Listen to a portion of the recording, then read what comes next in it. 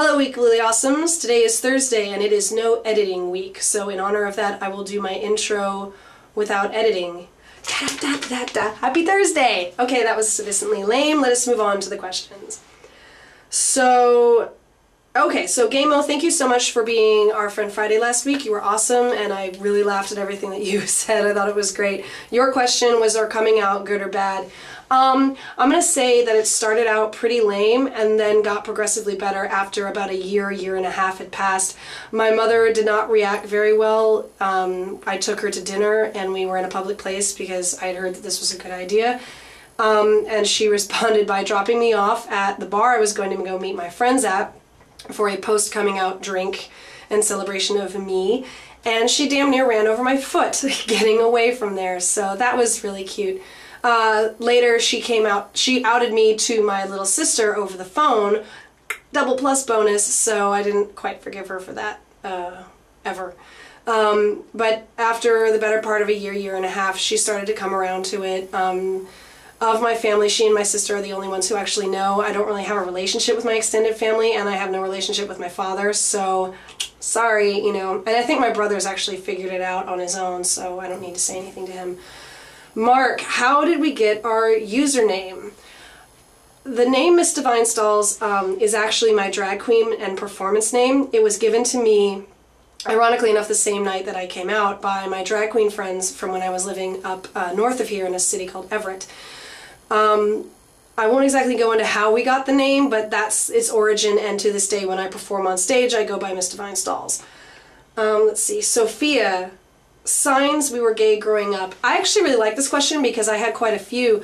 When I was little, I rejected all things feminine, and yeah, I identify as a femme now. But when I was a kid, I was a tomboy in the sense that I did not play with any toys marketed to girls. I found toys marketed to girls to be way too gender role specific. If you look at toys marketed to boys, they were all like, blow something up, build something, become a soldier, become, you know, tough guy, whatever, or you build something like Legos erector sets. Those are what I wanted to play with. I didn't like girls' toys because they were all about being a housewife, being a homemaker, being a mother, and that whole life just disgusted me. They're all pink and frilly. I also find them to be extremely condescending.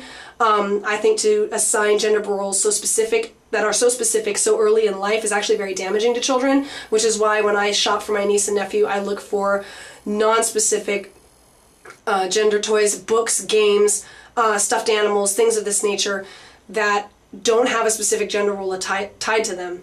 Also growing up, I found it disgusting that so many toy companies would market their toys in the sense that they would, every time you saw a commercial for a game, the little blonde-haired boy would always win, every single time. And I was shocked when a little blonde-haired girl, still blonde hair, blue eyes, no Aryan race, but a girl won for the first time. And then I saw a black kid on the cover of a box for some game, and my colon opened up and a golden brick fell out. I was shocked to see this. So I think early signs would be just rejecting feminine toys. Also for Halloween, I always dressed up as heroes from literature. Robin Hood in particular was a very, very popular costume with me. And then as I got older, I still didn't do anything feminine. I wore high heels for special occasions only. I rarely wore skirts or dresses. I never carried bags until I was in college, little purses and stuff. I hate the word purse. So yeah, a lot of rejection of feminine because I felt that if I were to accept them, I would somehow be accepting a specific gender role, and that just wasn't going to work for me. So that's my answer to you. Bob, favorite animal and why? It's a tie between dogs and elephants. I find dogs to be remarkably loyal. I also worked at Paws for about a year as a volunteer, and I met dogs there that were so affectionate and human-like and had different personalities, and they're wonderfully loyal creatures. I think they make excellent pets, especially for children and elderly. They teach a sense of responsibility, real responsibility if you have a dog. As far as elephants, I find them to be remarkably gentle in spite of their size. They are wonderfully friendly. I also remember reading an article where a baby elephant had escaped from the zoo and its parents went after it, escaped from the zoo, went running down the street chasing their offspring. Well, the baby elephant was hit by a car and died instantly, and the two parent elephants started to cry. And because of the story and others, fully believe that animals do have feelings. They do feel and they communicate emotion. We just don't know exactly how they do it, but I do believe that it's done. Oh, moving right along. Oh, my question for you all. You can kind of tell from my voice that I'm actually a bit ill right now. I had to call out of work because I literally could not lift my head from the pillow. This has been going on since I did voter registration at Hempfest 2 weeks ago. And I bought, if some of you know Nut Cheese, I bought the same thing she used, the Nemed Sinus Relief. It's this crazy bottle, and you literally douche the stuff out of your face. And this pain was so insane, y'all. It was like I thought that I had suddenly become Zeus, and I was gonna somehow birth a child of some kind out of my face. Like I felt like my face was out to here. It hurt so bad, and I finally just was like, I can't do this anymore. I called out to work yesterday, bought this stuff, and spent the whole day just flushing my face, basically.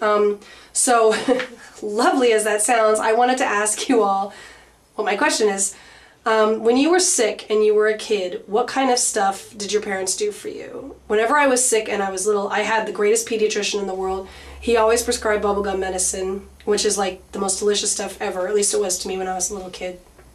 And I always got to stay in my parents' bed and watch cartoons all day. Or if I got sick of that, I would be moved to the couch. But I always got to eat pudding, and my mother would make soup for me, which was really, really good. So what kind of things did your parents do for you when you were a kid? That is it for me, and I look forward to Friend Friday tomorrow with, I believe it's Matt. So good times. Bye, guys.